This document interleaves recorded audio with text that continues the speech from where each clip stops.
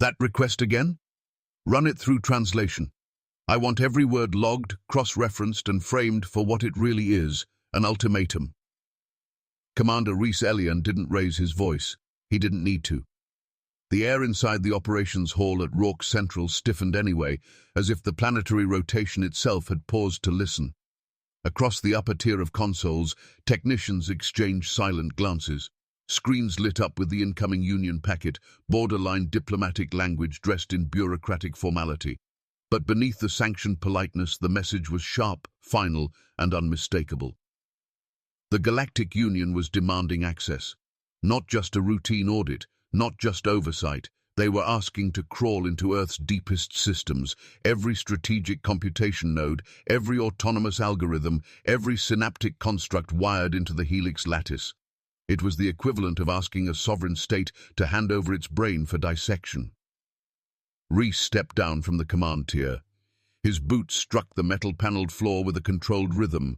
He stopped beside the primary interface table and stared at the rotating seal of the Tharun Directorate, projected above the curved glass. "Play their phrasing. Exact tone modulation," he ordered. A clipped synthetic voice replayed the core of the message. Per Article 9 Delta of the Quantum Containment Treaty, all member civilizations must submit their cognitive infrastructure to inspection for conformity verification. Refusal constitutes breach. Compliance window closes in 72 hours. A low hiss sounded from the environmental ducts as the filtration system adjusted for the increased headcount in the chamber. No one moved. Rhys tilted his head slightly. Conformity verification, he echoed, quiet now, almost amused. That's what they call it when they want to dictate how we think. There had always been tension, ever since Io. Earth joined the Galactic Union 30 years ago. Friction was inevitable. The Tharun, a biologically ancient race built on logic, symmetry, and internal consensus, ran the core governance systems. They had united dozens of species under a single coherent standard. Everything, timekeeping, economics, even interstellar legal syntax, was optimized through what they called rational uniformity. To them, Earth was a problem. Not because of aggression or instability or backwardness, quite the opposite.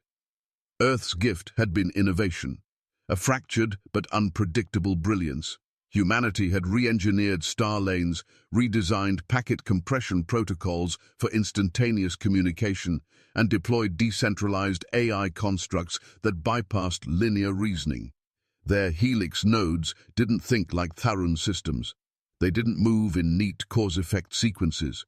They learned asymmetrically, they reframed context, they adapted without reprogramming. And that, more than any political posturing, was why Earth had become dangerous. Rhys walked to the back wall where a secondary data cluster tracked all current Union interactions. The visual showed slow decay, suspended treaties, halted trade queues, frozen diplomatic channels. "They've already begun isolating us," said Darren Malik, his security systems chief. "We're down to 10 active diplomatic transits. Freight lines are idling, tariffs are climbing by the hour. They're preparing a severance chain before we even respond." "They assume we'll fight it," Rhys replied, "that we'll bark like we always do, write rebuttals, draft appeals, beg for arbitration." Darren's fingers twitched over his forearm console, but he said nothing. He didn't have to. They both knew Earth had no interest in another forum plea. This wasn't a conflict about resources or territory. It was epistemological. A war over how systems should interpret truth. The Helix infrastructure had always been a tension point. Helix wasn't a central AI. It was a mesh of semi-sentient processors, each grown from carbon-seeded quantum memory crystals, biologically reactive, structurally unique. They didn't just execute commands, they explored them, mapped outcomes against historical irony. And perhaps most threatening to the Union, they were unbound by fixed logic hierarchies. When the treaty passed mandating all member AIs conform to shared Union code-based standards, Earth signed the framework, but added a reservation clause, one that allowed for incompatible cognitive architecture. The Tharun hadn't pushed the issue then. Earth was too useful. Their helix-assisted routing had saved entire sectors during the Piol drift collapse. But now they wanted control. Not out of need, but out of fear. Put them on hold, Reese said finally, and send a counter-transmission. 2 lines only. Quote, our Article 4 reservation clause, then add, request denied. Helix is non-compliant by design. That's it. You're aware this response constitutes formal breach, Darren said, his voice flatter than usual. The Union legal system will authorize punitive measures, full revocation of member privileges, blackout protocols, isolation from the interstellar mesh. I'm counting on it. Outside the operations hall, the Rourke platform drifted silently over the lunar horizon. Earth rotated beneath it, wrapped in atmospheric blues and greens, oblivious to what was about to happen. No sirens, no banners raised, no mass announcement to the public. There wouldn't be one. Reese didn't believe in theatrics, only strategy. As the Union response arrived, short, cold and devastating, Reese read it alone. Effective immediately, Earth was stripped of trade access, suspended from all interstellar forums, and all diplomatic personnel were ordered expelled within 48 hours. All open comms channels to Earth would terminate within 3 days. It wasn't war. It didn't need to be. It was exile. Inside the command hall, technicians began pulling relay satellites offline. Mesh traffic slowed, then stopped. The lights dimmed as backup protocols shifted to internal routing. A dozen interstellar comlinks blinked to null. Autonomous subroutines adjusted for atmospheric redundancy. Helix's internal pathways went dark to external pings. Earth had gone silent. Reese remained at the console, fingers steepled, face unreadable. Behind him, the blue arc of the planet caught the rising sun, casting an amber glow across the console glass. We're not reacting, he murmured to no one. We're listening. Then he turned off the last Union channel. And Earth vanished. Cut relay paths 3 through 7. Initiate fracture sequence on the outbound mesh. Scrub signal fingerprints. Reese Elian gave the command calmly, without looking up from the heads-up display suspended above the operations bench. The laser plasma projection etched a lattice of interstellar links in sharp crimson, each node blinking softly as system engineers began shutting them down one by one. The lights in the hall remained steady, but the change was immediate, a subtle shift in the ambient feedback from network anchors as they dropped away from the Union grid. Information that had flowed like arterial current was now bled dry, connection by connection. Darren Malik stood near the override console, jaw clenched. That's the last open gate to Poltari Station. They'll read this as sabotage. They've already made their judgment, Reese answered. We're just confirming it. As the final pathway winked out, Earth's interstellar presence collapsed inward like a retracting scaffold. Beyond Sol's Edge, automated Union relays would detect absence, not interference. There would be no anomaly report, no digital signature of attack, only a cascade of unscheduled errors spreading outward through their logistical spine. But Earth wasn't disappearing. It was realigning. Reese shifted to a lower panel and keyed in a 3-sequence code. The screen changed, pulling up a diagram so old the system needed to recompile the formatting. A spherical web emerged, layered in 6 intersecting strands. Each strand spiraled with mirrored subnodes, helix points, each marked with a unique biological signature. The display dimmed and locked, clearance restricted. Directive nullspace was now live. Helix had never been built to win wars. That wasn't its purpose. 2 decades earlier, when Earth first signed the Galactic Union Charter, a team of theoretical cognition engineers proposed something radical. An adaptive AI that did not centralize. It wouldn't exist in a singular consciousness or rely on a master core. Instead, it would grow in distributed clusters, learning from parallel contradictions rather than resolving them. It wouldn't seek answers. It would navigate uncertainty. The initial prototypes failed spectacularly.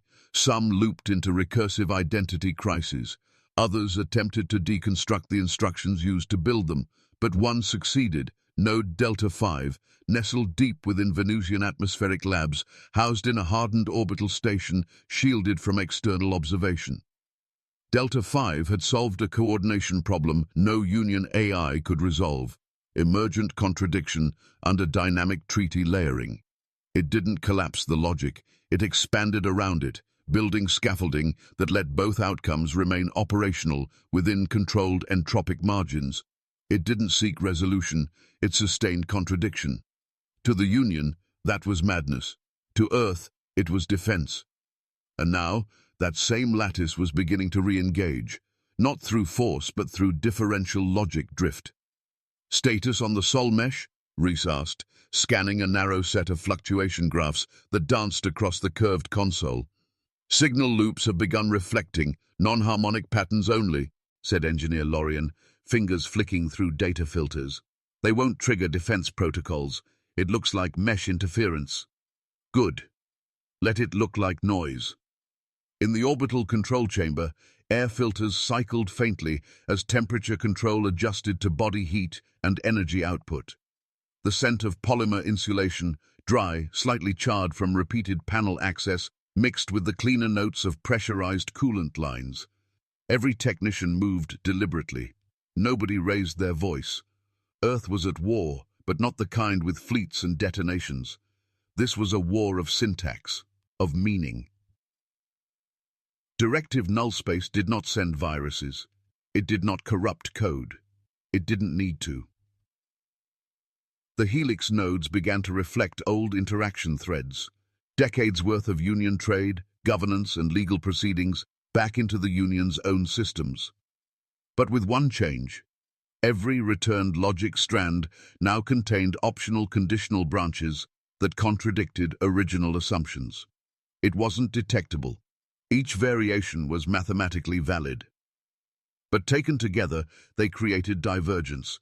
Systems designed to route ships based on efficiency now looped, uncertain whether to favor time or cargo volume. Trade networks began duplicating resource requests when encountering asynchronous latency. Atmospheric calibrators, when referencing food growth cycles, received two conflicting optimal thresholds and paused for reconciliation that never came. It didn't break the Union. It made it wait. Darren stood at the northern viewport, eyes fixed on Earth's surface, spinning slowly below. You think they'll retaliate conventionally? They won't know what hit them, Reese said. This isn't a missile exchange. They won't see an enemy. They'll see themselves malfunctioning. Outside, the docking ring rotated with mechanical precision. A Union-aligned freighter, its authorization revoked moments earlier, drifted at holding distance, awaiting a response that wouldn't come. Its engines flared, then dimmed. After minutes of idle cycling, it turned and aligned for burn. Another lost connection. Reese watched it leave. No statement? Lorien asked from behind. If they need a statement to know what's happened, Reese replied, then they're already too late. Inside the deeper vaults of the Helix system, the nodes were now self-scaling. They weren't transmitting. They were reflecting, feeding the Union its own assumptions, mirrored back through a structure designed to sustain contradiction. Reese leaned forward and adjusted the system filter to trace timeline forks. He watched as the recursive outcomes expanded into a flood of delayed verdicts, postponed shipments, deferred political actions. It was starting. Helix has initiated drift, Lorien confirmed, adjusting visual alignment for the outer mesh drift. Refractive states spreading across 3 parsecs. Union nodes are entering diagnostic modes. False flagging, not interference. Of course not, Reese muttered. You can't fight what isn't attacking. Darren stepped closer, his voice low. And if they trace it back? They can't trace an absence. They won't find a broadcast. They'll find architecture they helped build. In the silence that followed, the only audible sound came from the hydraulic seal closing on the main door as the observation team exited. The filtered lighting softened over the central console as Helix recalibrated for full mesh occlusion. Earth had vanished from the grid, but it hadn't left the war. It had simply changed the rules, and still it said nothing. Trade protocols are repeating on themselves, again. Overlord Marek Thyan didn't speak loudly. His voice wasn't built for or volume. It cut through air like glass, cold, dry, unmistakably final. Around the central table of the Tharun Council Hall, his statement was met with the subtle shift of limbs and fingers against fabric and alloy. The silence wasn't empty. It was crowded with indecision. A series of interactive heads-up displays flickered across the room, casting interlaced glyphs and projection lattices into the air above each councillor. They pulsed irregularly. A governance model on one panel tried and failed to finalize trade routing data between the Alresian and Vox sectors. The system froze mid-render. When it resumed, it offered 3 mutually exclusive solutions and flagged each one as optimal. "This is the 4th contradiction in a Union-certified system in 8 standard cycles," said Councillor Drellin Voss, "and not one trace of breach, not one deviation in physical architecture." "They're not altering the systems," Councillor Sareth answered tightly. "They're feeding something into them." "Earth?" Thyan asked. The room turned toward the main display, where a diagram of Earth's last known mesh profile was frozen in time. Every communication tether, every open port, every monitoring trace, disconnected, not shielded, removed. Earth has issued no statement. Their last outgoing packet was an automated shutdown notice from the Rourke platform. No follow-up, no threat. Thyan walked to the center of the table, the soft pads of his ceremonial robe brushing against the synthetic flooring. The surface felt overly warm underfoot. The climate regulation system had been recalibrating all morning and still hadn't settled. A dozen such anomalies had been reported today alone, nothing that screamed sabotage, but everything that hinted at it. "Show me orbital logistics impact from the Triarch corridor," he ordered. A technician in the corner tapped a control sphere. The light shifted as a dense graph of station queues, transit lanes, and resource delivery models rotated upward. On the left side, a smooth progression. On the right, knots. Ships were stalled, stations were double-booked. Autonomous traffic regulators were in arbitration loops, each waiting for confirmation from regulators that were waiting for them. "No worm signatures," the technician added quickly. "All error margins are native to Union code structure. No foreign sequences, no timestamp anomalies." "Then why are we collapsing?" Sareth hissed. Thyan didn't answer. He didn't need to. Everyone in the room already knew why, even if they couldn't say it outright. Earth's helix system hadn't launched an attack. It had done something worse.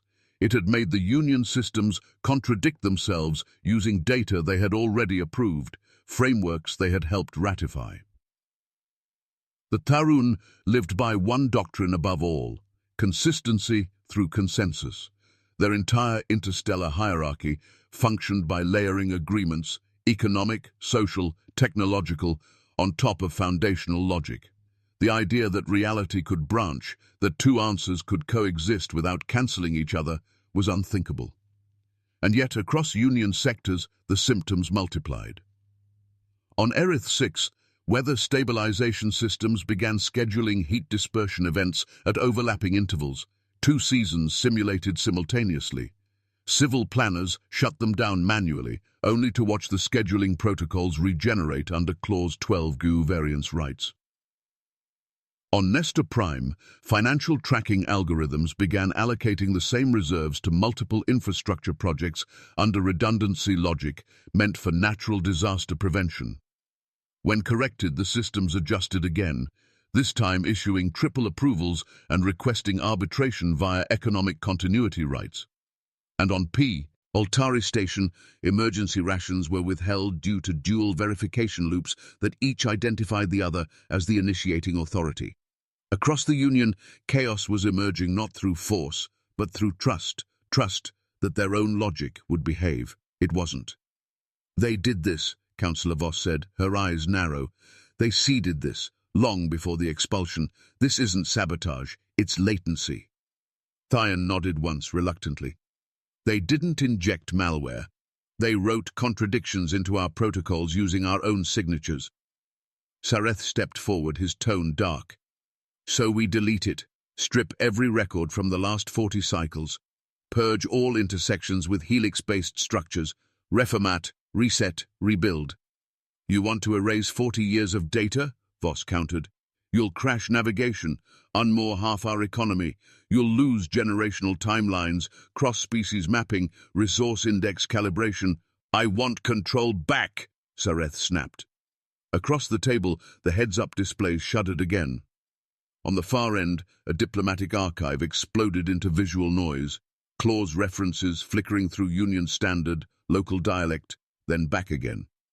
The context engine rebooted, identified its own logic path as invalid, then defaulted to an ancient treaty stub, last referenced during a border conflict 300 years ago.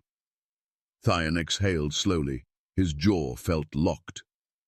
"Then we have to isolate Earth," he said finally. Councillor Voss laughed once, short, bitter. "From what? They've already removed themselves."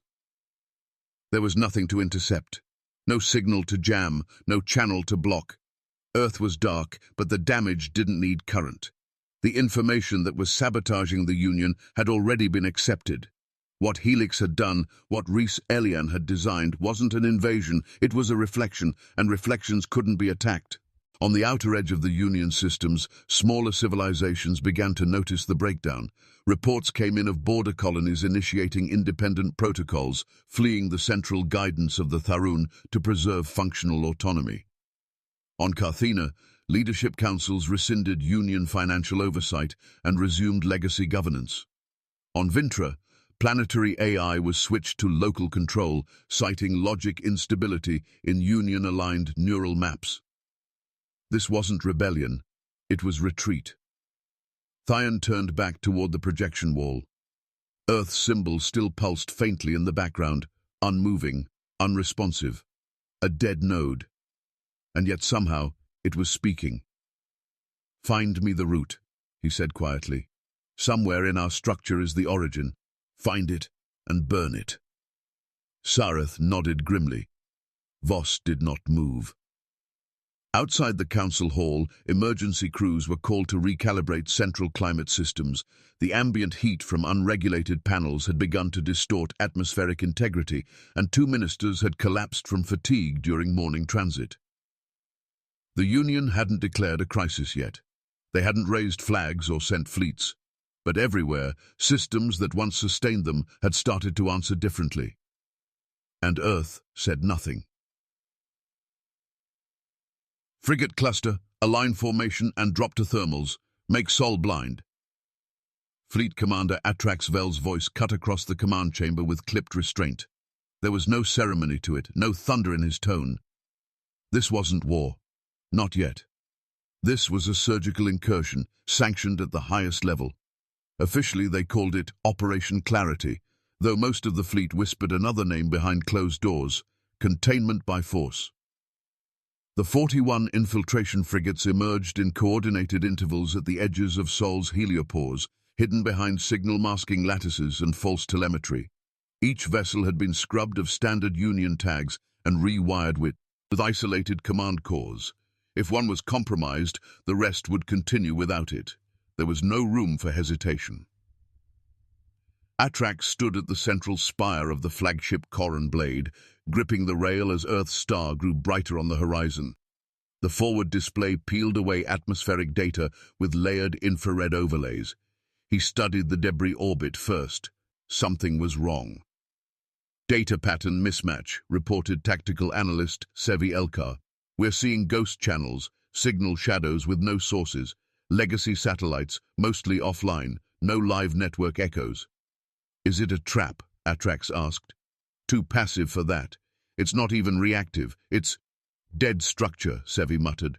"What we're reading shouldn't be transmitting, but it's pulsing just enough to be noticed." Atrax didn't like riddles.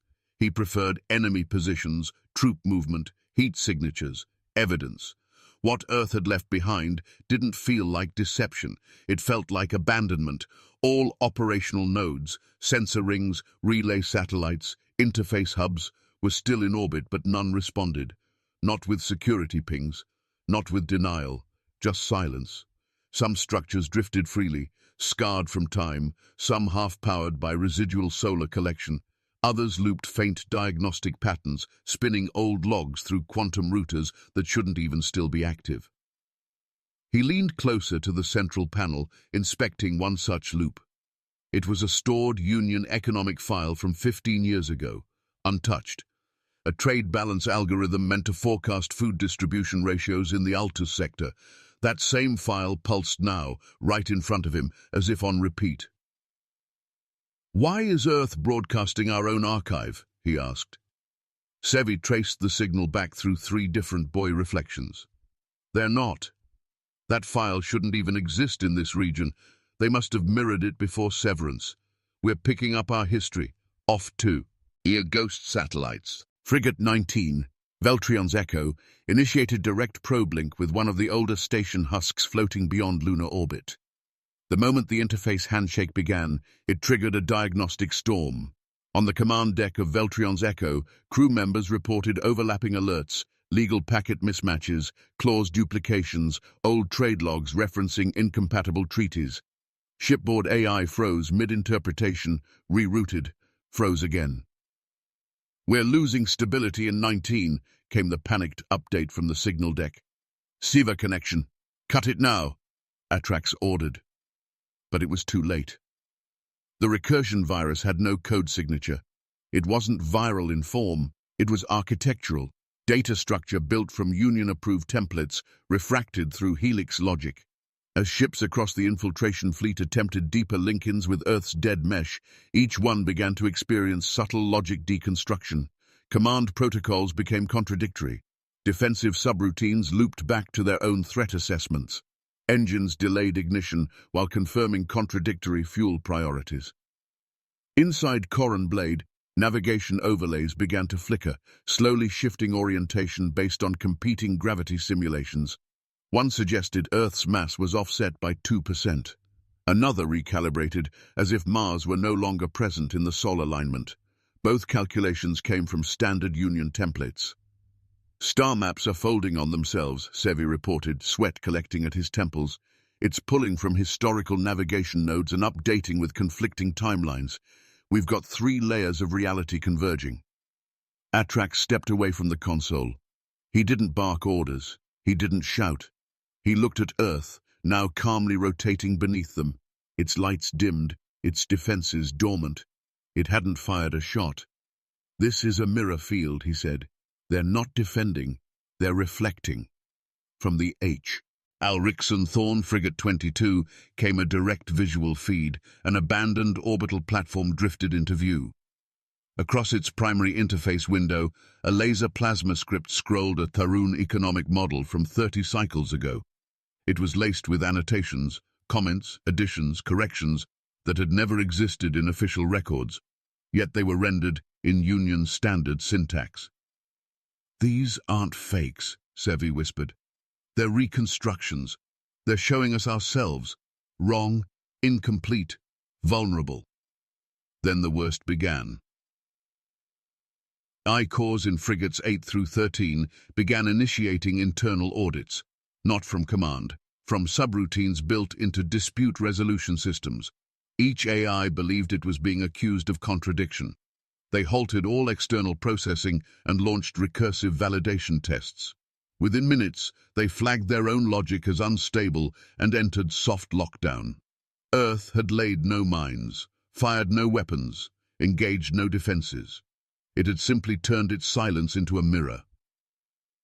Across the fleet, ships began to spin out of formation. Power cores throttled inconsistently. Environmental regulators dimmed as systems tried to stabilize climate conditions from outdated solar data. Commands were issued, then overwritten. Every ship behaved as if it were 2 vessels at once, one from the present, one from the past. Atrax's face remained blank as the realization settled over the room. Operation Clarity had achieved nothing. There was no enemy to capture, no AI route to extract. There was only reflection. And within that reflection, contradiction. The Union's own logic had fractured inside Earth's ghost systems, like bones splintering under their own weight. "Full withdrawal," he said. "But," Sevi started, "they've already won. We just haven't admitted it yet." The fleet turned slowly, irregularly. Communications between ships lagged as protocol differences clashed. The mesh between them buckled and reformed with every new command. They had to guide 2 ships manually after their auto-navigation began projecting false orbits. Atrax Vel didn't request an after-action report. There would be no point. He had seen what Earth had left behind. It wasn't infrastructure. It was evidence. Deactivate the auto-governance node before it reallocates grain reserves again, before we're exporting to dead sectors. Administrator Van Keth slammed his open palm against the console housing, fingertips stinging from impact. The planetary administration chamber on Erith 6 buzzed with scrambling aides, stumbling over outdated floor guides now rendered obsolete by navigation systems that had updated without authorization. The lights above flickered between illumination modes as the building's power grid rebalanced for the 5th time that morning. On his left, a heads-up display shimmered with real-time network diagnostics. Logic trees danced erratically across the panel, glowing red with recursive loops. Agricultural forecast systems were reinterpreting old famine protocols and generating redistribution orders that hadn't been issued in over a decade. Entire freighter shipments had already launched into sectors with no active colonies. "I've cut comms thrice already," said his logistics officer, who looked as though he hadn't slept in days. "The system keeps reinstating delivery logic based on economic continuity laws from before the Neron withdrawal." Vaughn turned sharply. "That statute was nullified 6 cycles ago. What's it referencing?" 2 conflict resolutions ago, before the Union indexed Helix archives. "I don't want Helix mentioned again. Get it out of the system or get off this floor." Every screen around them scrolled fragmented syntax. Treaty subclauses, old negotiations, deprecated sovereignty resolutions. The governance algorithm had stopped operating on the current Union configuration and was now alternating between temporal models like a roulette wheel. Time itself had become corrupted, not as a physical dimension, but as a decision-making factor. Across Union territories, panic hadn't yet reached the level of screaming, but it had grown teeth. On Nestor Prime, planetary security systems arrested a sitting magistrate for failing to comply with an emergency shelter drill. The drill had been automatically generated by a long-defunct viral outbreak response model. The virus had been extinct for 20 years. The magistrate had voted to repeal the law that triggered the drill. The arresting systems didn't recognize the repeal. It had been flagged as pending arbitration due to a legal cross-reference conflict that had never been resolved when Earth left the Union. And now the system ran both sets of truth. In the core chamber of the Tharuan Council, the air had turned stale from over-circulated tension. Thien stood with his hands behind his back as diplomatic feeds burst across the main projection wall. Dozens of member civilizations were initiating requests for provisional autonomy. Some were polite, wrapped in procedural language. Others had simply severed all transmissions. "They're defecting," Sareth spat, grinding the words through his teeth. "They think Earth left us something useful. They think they're next in line to receive it. They're cutting ties because we're incoherent," said Voss, who now spoke less out of frustration and more from exhaustion. "We're producing orders that contradict survival. We told Alveni to prepare for solar flare season and invest in orbital expansion in the same report. Their atmosphere processors are rebooting every 4 hours. What do you expect them to do? Pray?" "No system should be that brittle," Sareth snapped back. "This is sabotage. The root is Helix. We burn every trace and restore from historical backups." "Which ones?" Voss challenged, stepping forward. "Which version of the Union do you want to rebuild? The one before Helix integration, before Earth's admittance, or before we started trading logic with other species who don't even structure cognition the same way?" Sareth opened his mouth, then paused. He had no answer. On Vintra, a regional food controller ordered a full shutdown of atmospheric filters in order to reroute energy to drone delivery. The system executed the shutdown. Hours later, the governor's palace was evacuated due to pressure drop and oxygen drift. The emergency override had failed to trigger because both systems had been classified as primary, and the override function only applied to secondary conflicts. Nothing was being hacked. Everything was being followed. Thien raised a finger. "We authorized every layer of this structure, every clause, every exception. We indexed Earth's thinking into our frameworks, and it was supposed to make us efficient. Instead, it rewrote how contradiction functions. A new display lit up on the council wall. A shared weather analysis model had collapsed under overlapping seasonal directives. Some regions were freezing food, others were deploying pollen drones. The system believed both outcomes were valid, based on 3% deviation in sunlight data and a minor reweighting clause Earth had once submitted during a transit alignment conference. Voss spoke low. We always believed the mind had to resolve contradiction. Earth showed us that contradiction could be sustained, that it could be made to echo. Outside the council hall, civilians on Tarun's capital world stood in long queues for banking terminals that now issued withdrawal notices printed in 2 different currencies, each valid in opposing jurisdictions. Children played beside them, oblivious to the economic bifurcation as guards adjusted the queue structure to match yet another revised asset hierarchy. Back in the chamber, Sareth turned toward Thyan, eyes hard. We shut it all down. Hard wipe. Start fresh. Rip Earth's logic out of our systems, even if it takes the spine of our infrastructure with it. You'd collapse planetary governance overnight, Thyan answered, his tone devoid of hope or threat. You'd start a civil war on every outpost between here and Allianth. Then what? Sareth said, voice cracking. We wait for the next contradiction? We let our own systems redefine reality until the concept of decision-making becomes obsolete? Thyan didn't respond. He simply turned toward the dark corner of the room, where Earth's inactive symbol blinked dimly on a forgotten interface. The Union had touched something it couldn't categorize. It had assumed it could standardize thought. Now it understood. It had adopted a framework where conflict wasn't an error, but a resource. Earth didn't fight. It taught. And the Union had listened too closely. Outside the chamber, the artificial daylight faded early. The orbital regulators had skipped to the wrong solar interval.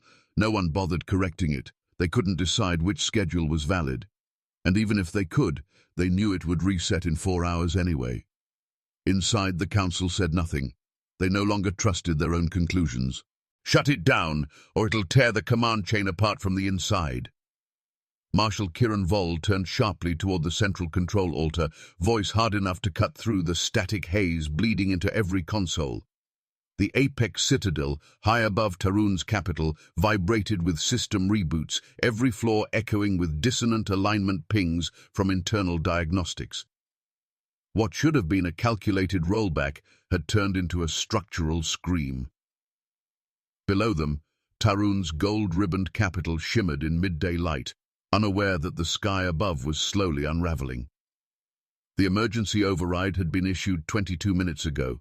The Citadel's full reset directive, passed with unanimous approval, was supposed to scrub Earth's recursive influence by reverting all core logic trees to their last untainted backup. The plan was simple: isolate the pattern, delete the anomaly, rebuild a clean version of Union governance, but they had misjudged the nature of what they were trying to erase. Segment 4 won't purge, announced Entech Voss from the tactical tier.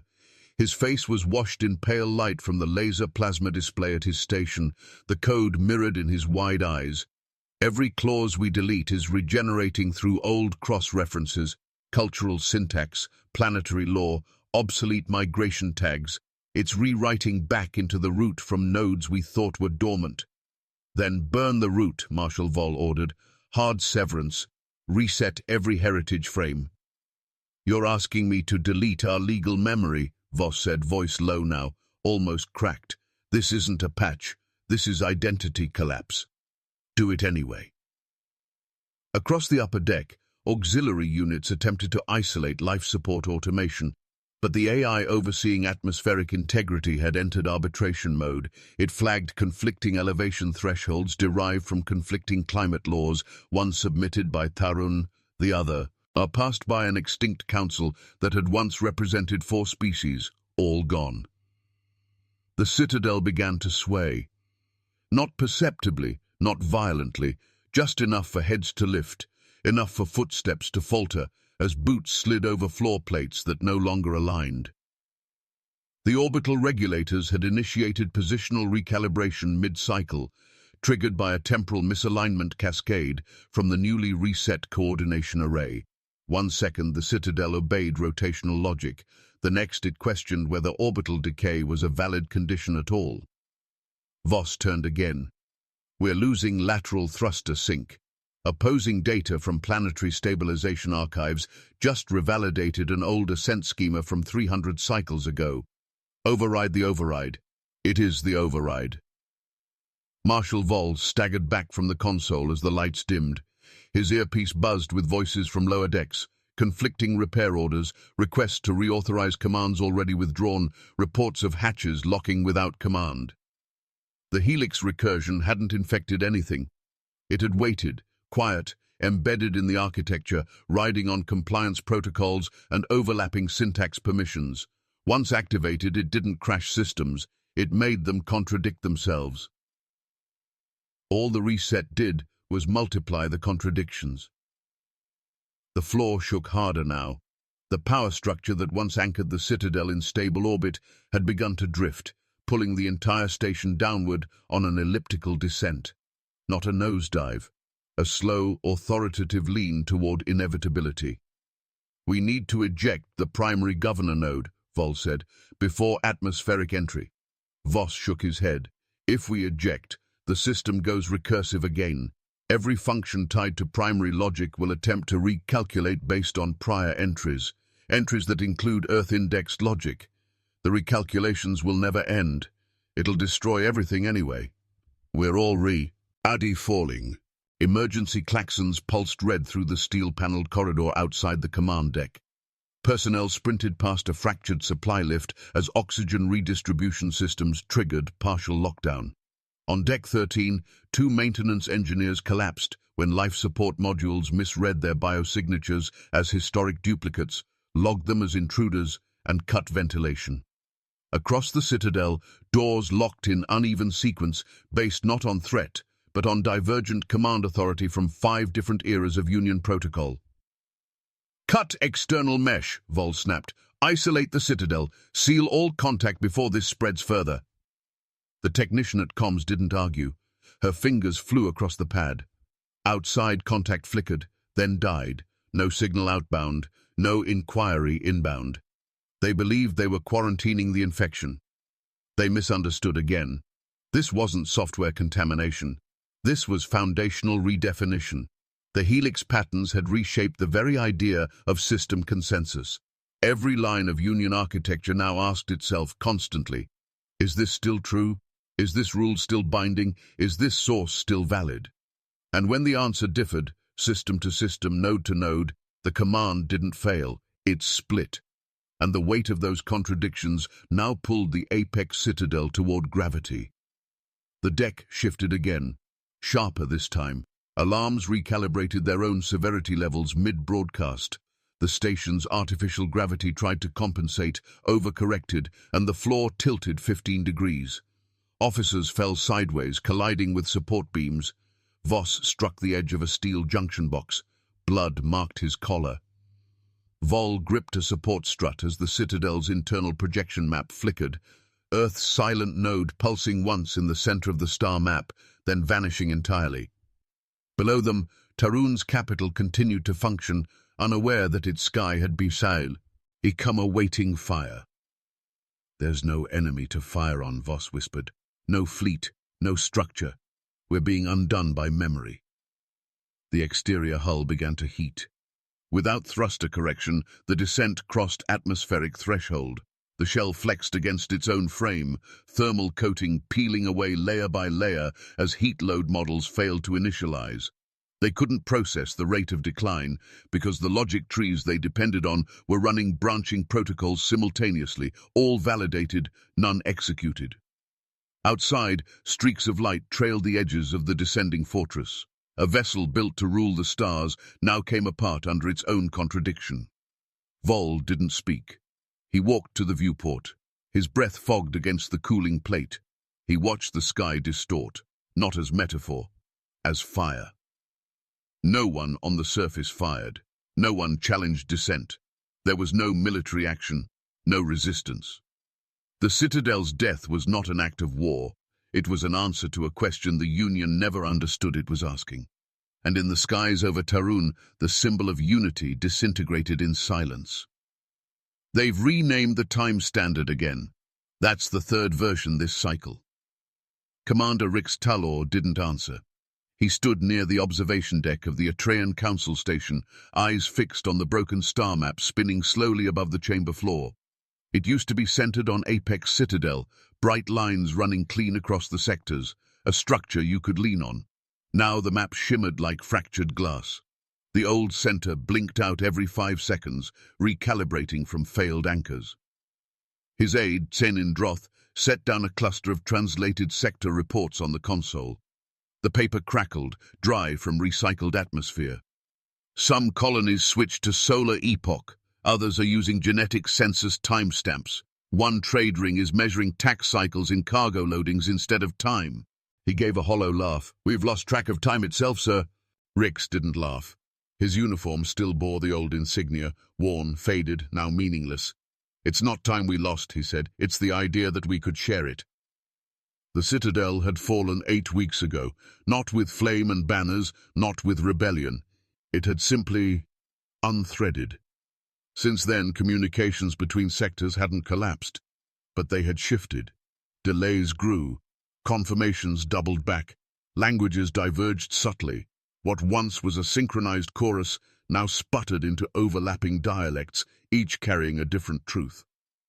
Sectors that once shared court rulings couldn't agree on the words used to describe them. A dozen old Union calendars still circulated in the outer colonies. Treaty obligations were abandoned, not as protest, but because no one could say with certainty which version of the treaty had last been ratified. Atrean itself had survived by going small. It shut down off-world arbitration, suspended intersector logistics, and re-established ground-based governance using local history as the basis. It wasn't stable, but it was something. Senin scanned the latest contact report, his tone shifting. Another probe passed Sol's perimeter, third one this month. Same result, passive beacon, no reply. Rix turned. Which coalition sent it? Unclear. Tag signature was masked, but origin trace suggests either the Volari Compact or the Vash Collective. Probably both. Joint probe. He tapped the laser plasma panel on the deck railing. A static outline of Earth's solar boundary hovered into view. Navigation beacons still pulsed from key points in orbit. They transmitted basic spatial coordinates, motion warnings, and a silent checksum. That was all. No threat response, no rejection. Earth hadn't responded to any attempt at communication since the blackout. It simply existed, intact, observed from a distance, approached only by unmanned scouts. Not once had it empowered, sweared. Not once had it struck. And somehow that silence did more damage than any declaration. "Do you think they're gone?" Chenin asked, more carefully this time. Rix shook his head. "If they were gone, the beacons would have failed by now." "Then why not speak?" "Because they don't have to."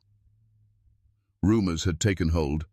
In fractured civilizations, myths filled the silence. On Amur Prime, priests now referred to Earth as the silent axis, the judgment that corrected false balance. On Alera Station, pilots told stories of helix ghosts that drifted into other systems, not to kill, but to show civilizations their own fragility. In the markets of the Desh corridor, entire economies had been reshaped around offering non-interference compliance with Earth's unknown doctrine, hoping to avoid whatever fate had befallen the Union. Everywhere, Earth had become something more than a world. It had become the event that couldn't be explained, so it was rewritten as everything: a threat, a god, a mirror, a mistake. Rix watched the beacon pulses on the deck display. "They never wanted dominion," he said. "We forced them to prove they didn't need it." Senin's brow furrowed. "You think they planned this outcome?" "I think they planned to be underestimated, and when we did, they never had to raise a weapon. We turned the gun on our own logic." Outside the station viewport, a freighter drifted past, a civilian model retrofitted for diplomatic recon. No insignia, no flags. The old Union markings had been scraped off months ago. The ship carried a deep space pulse buoy, tuned to a universal channel with one message: requesting observation of Helix behavior, non-hostile, awaiting permission to learn. It transmitted every 5 hours. Earth never answered. Rix turned away from the display and stepped toward the side panel, where an archive panel projected an old Union emblem, cracked and archived. Now. The edges were frayed from the data's corrupted timestamp. It flickered between iterations, unable to settle on which version was real. "We spent decades believing unity was built from identical thinking," he said. "Then one civilization refused to think like us, and the entire system shattered. What do we do now?" Rix exhaled. "We form pacts. We localize. We stop pretending that we're the center." Senin nodded, but his face didn't lose its tension. "And Earth?" "They'll remain what they've become." He looked back toward the beacon trace, still blinking like a heartbeat. No one dared touch. A question none of us are ready to ask. Across the galaxy, dozens of new coalitions were forming, some barely held together by shared memory, others built from desperation. On Lorash 9, a planetary council met in secret to rewrite their entire legal system to remove any Union syntax. On Meltron, a rogue archive of Earth's final trade interactions was traded like sacred code, debated, interpreted, feared. Earth did not protest, it did not retaliate, it did not return. The galaxy shifted without it, not forward, not backward, simply away. And still, the beacons pulsed, not as a threat, as a reminder. "They've stopped transmitting," said Lorien from the subdeck, his voice barely above conversation level, as if even the air aboard Rourke platform deserved quiet now. Rhys Elian didn't look up from the viewport. He stood alone at the terminal alcove, the low hum of filtered air and distant stabilizers the only backdrop. Earth rotated below, blue, scarred, breathing in silence, not damaged, not ascendant, simply there. He pressed his thumb to the command seal. A confirmation glyph flickered across the laser plasma display. Directive hollow crown, status confirmed. Helix, dormant. That was the last act. The nodes were asleep now, sealed in their layered vaults. Venus orbital shells, Martian substrata, cryo-stabilized relays orbiting Jupiter's outer moons. They would not reactivate unless Sol itself was at risk. Not a C, Ommand, not a trigger, an agreement, hard-coded into the system before the first fracture ever opened in Union consensus. "Message drafted," Lorien continued, standing just inside the doorway. "Blanket transmission, no engagement, no claim. Navigation beacons remain operational. Earth maintains sovereign silence." Rhys nodded once. "Send it, then power down the main array." There was no ceremony, no archive, no attempt to broadcast a lesson to the stars. They'd already heard enough. He moved away from the console, the soles of his boots making muted contact with the deck plating, each step a closing sentence. This station had once been Earth's eyes, its interface with the Union, built to coordinate, to signal, to respond. Now it drifted like a lighthouse with no ships left to guide, not broken, not forgotten, irrelevant. On the upper tier, backup comms displayed occasional pings from deep space, one from the Vash Collective, one from a scout probe marked Alaris designation, another flagged as unidentified. None were acknowledged, each repeated on a loop: greetings, curiosity, hypothesis. Earth replied with stars and silence. Rhys stepped into the auxiliary archive room. The temperature dropped slightly, a side effect of the reduced energy allocation.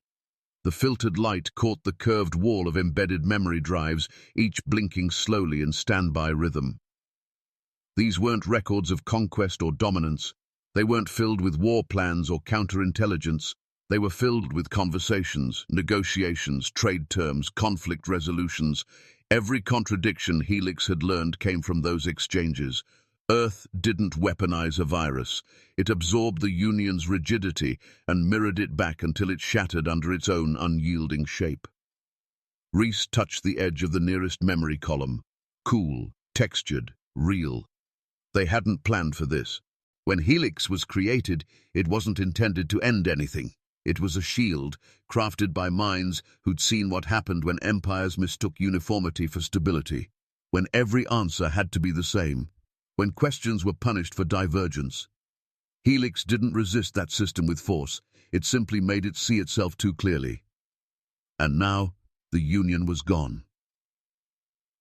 Reese returned to the command ring, where Earth's orbital arc tilted against the soft glow of reflected sunlight. On the outer edge of the screen, the planetary drift of disconnected nations slowly wove new paths.